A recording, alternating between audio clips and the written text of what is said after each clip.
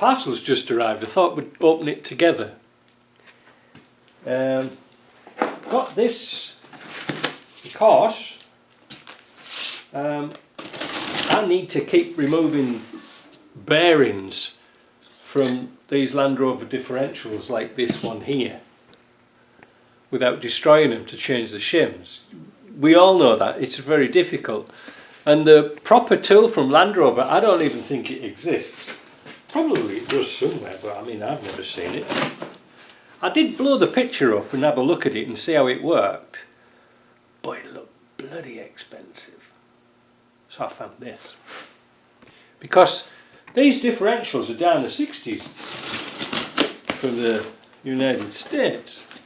So I thought I'd give this a go, but I'll tell you a story when I get into this box. I think this is, oh God, let's put this like this. What? How the hell did this package? There's a box inside a box. I might just skip this bit and be back in a minute. Now, we're in. Now, there's just a little story behind this.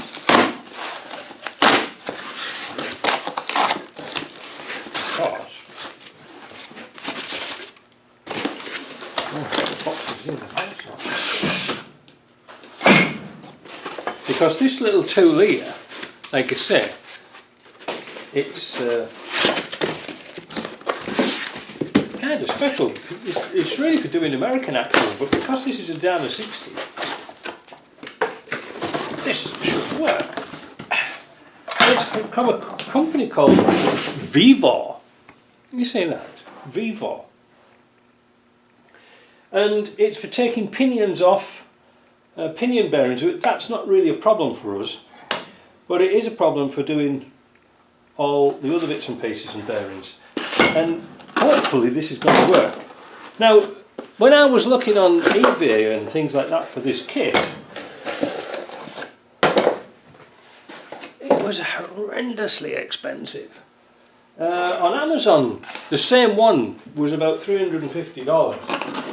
But I got this from VEVOR online on their shop in Canada for $155, including shipping. Now $350 from other companies. So like $150 including tax and shipping wasn't bad at all. So what's it comprising of?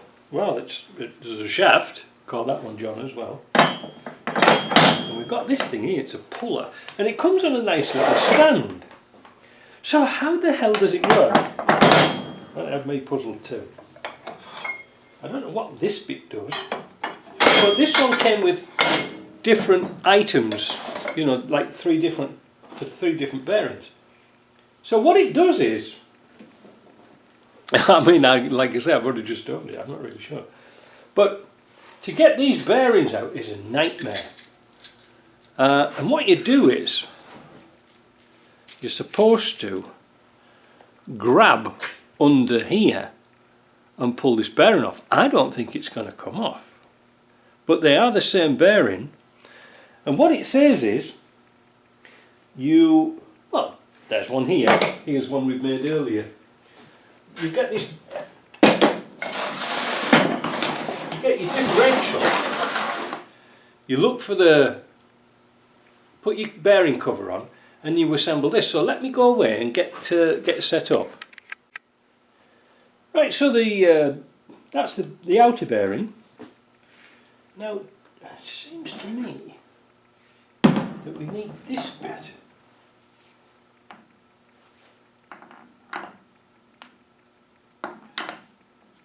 Onto there, and then this bit.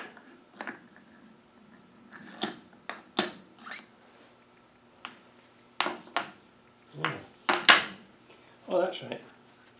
It's wound in, isn't it? So it's got two rings here. But there's no instructions with it. None there I saw. No instructions at all. Now, we need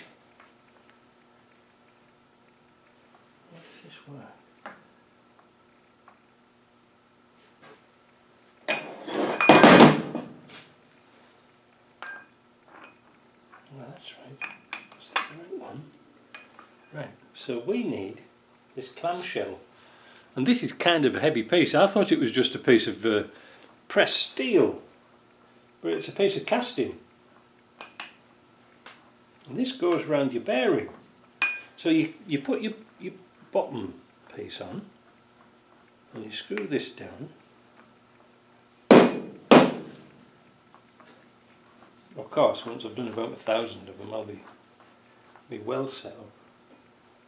So this is the top edge, because it's got a curve. It goes on this bit, and this bit goes under the bottom. Just keep adjusting this.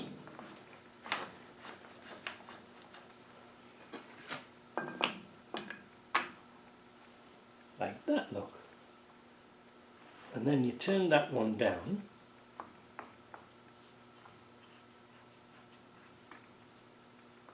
So you turn that one down to keep the top of the bearing in place, like that.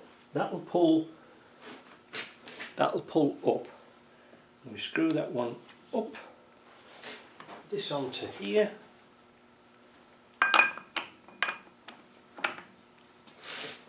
And you adjust it a bit too much.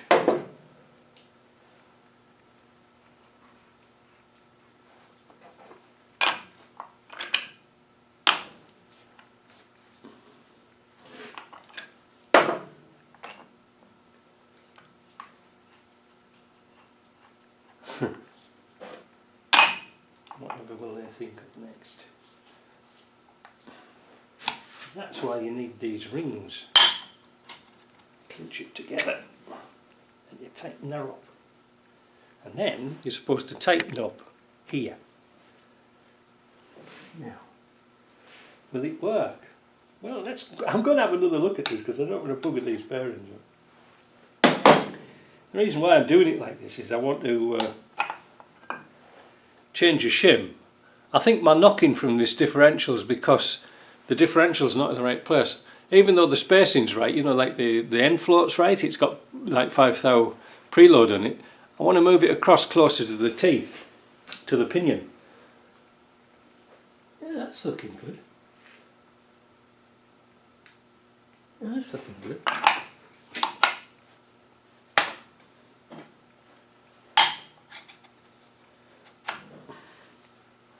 That's obviously, that ring there is obviously to stop it exploding.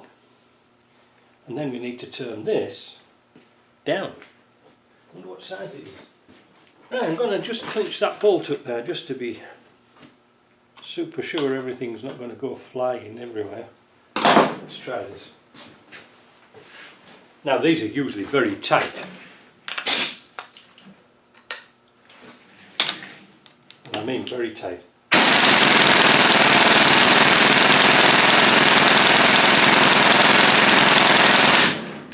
It's moving!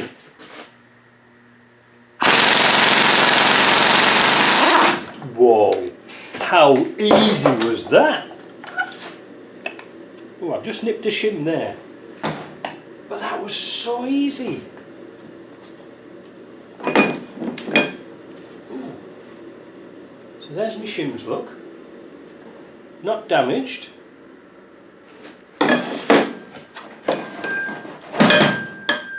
And there's my bearing in one piece. Now, 150 bucks, it's a dream. That's how you get them off.